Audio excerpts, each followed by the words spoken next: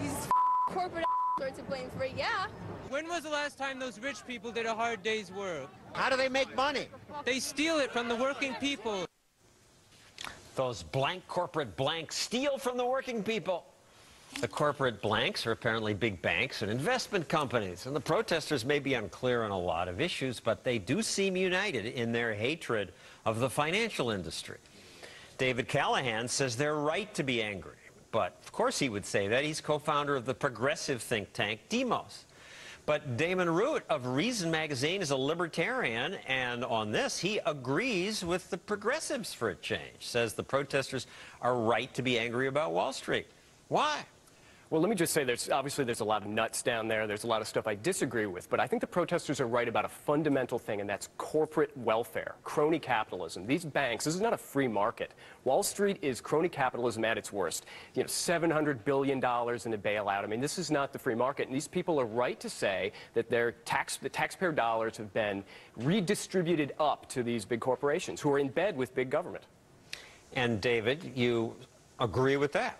Well, there's no question that a lot of... But you want the banks bailed out. There's no question that a lot of these banks have been in bed with big government. This is crony capitalism at its worst. I mean, Wall Street and the financial industry spent $5 billion to basically buy our political system in the 15 years leading up to the financial crisis. To lobby both political parties. They spent it on lobbying, they spent it on campaign donations, and they used that clout to roll back all the rules, to let them do whatever they want. All the rules. Not right? all we the got rules. Piles of rules. And basically turn Wall Street into a casino. I mean, remember, Wall Street is supposed to be a place to mobilize capital for productive purposes. Instead, it's been turned into a gambling den, and there's not been enough reform to deal with that problem still, even after... You think reform could do it, but we have to bail...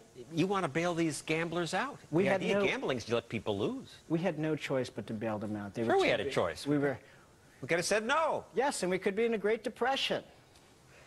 Damon?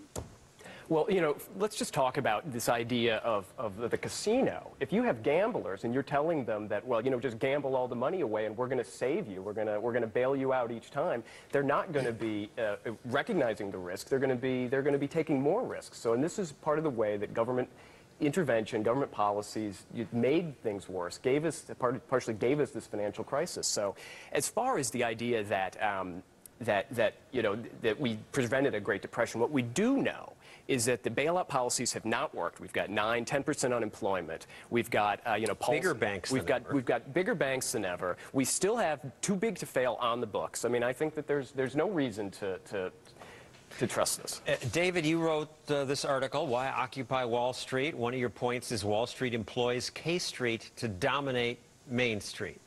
But that includes your co-founder, President Obama.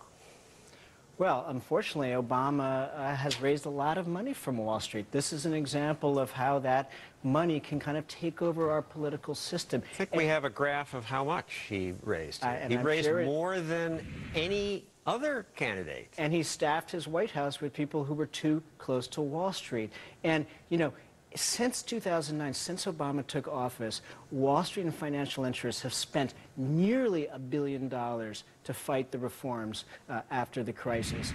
And that makes it very hard to kind of do anything about their outsized power. That money in politics, that is a rot at the core of our democratic I have a system. solution.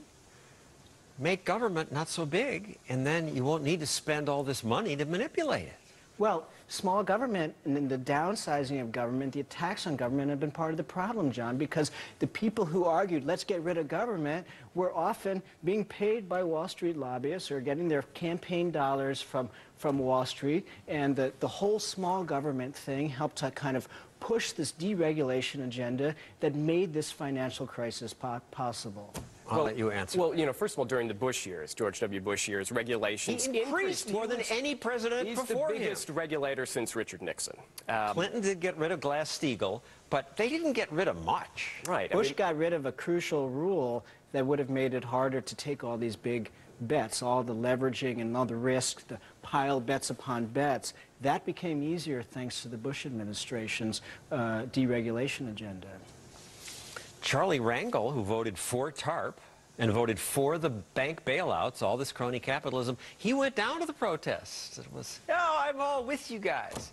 There's something hypocritical about this? It's pure hypocrisy, and it's political opportunism at its worst. You know, that Rangel goes down and is trying to cash in. And I think that there's a real concern, and the protesters, I think, are probably smart enough to see this happening, which is that the Democratic establishment would like to piggyback on them, would like to co-opt them as part of the Obama re-election campaign. When in fact, you know, the Democratic Party and the Obama administration, as you detailed, is their enemy, is in bed with the big business, and is part of the problem. So these protesters, I mean, you know, Your hope is they'll be like the Tea Party, which pulled the Republicans to smaller government. Maybe these protesters would pull the Democrats to smaller government? I mean, they're all saying, I want free education, I want free health care. I don't think they're for smaller government. Well, you know, I think that there's a number of people there, like one of the things that you hear regularly is that corporations have too much power. This is what they say. Corporations are too powerful. Wall Street is too powerful in our society. Well, then the question becomes, why is it so powerful? And if you get people to ask that question,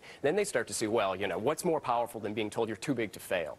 What's more powerful than having your allies in the White House writing regulations, keeping the tax code?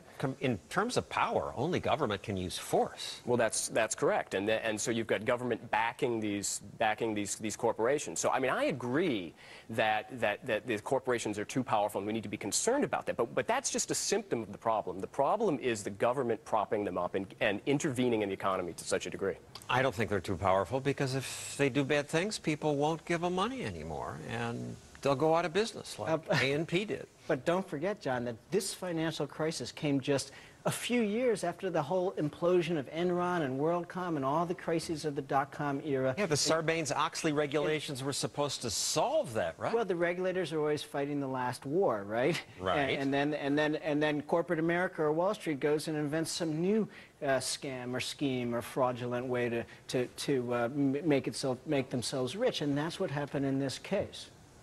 So why do you want more regulations if the crooks always go around the regulations? You know, after the 2002, you know, the fall of Enron and WorldCom, a number of people, including myself, said there's going to be more financial crises. It's going to involve the housing market. It's going to involve derivatives, and regulators should get ahead of the curve here. But attempts to regulate derivatives went nowhere at all in that anti-government environment of the Bush era, and attempts to kind of So you saw this coming. Did you invest and make a fortune and get your wisdom, foresight? Many people saw this coming. A lot of people were saying, look, the watchdogs are not strong enough to prevent bad things from happening on Wall Street.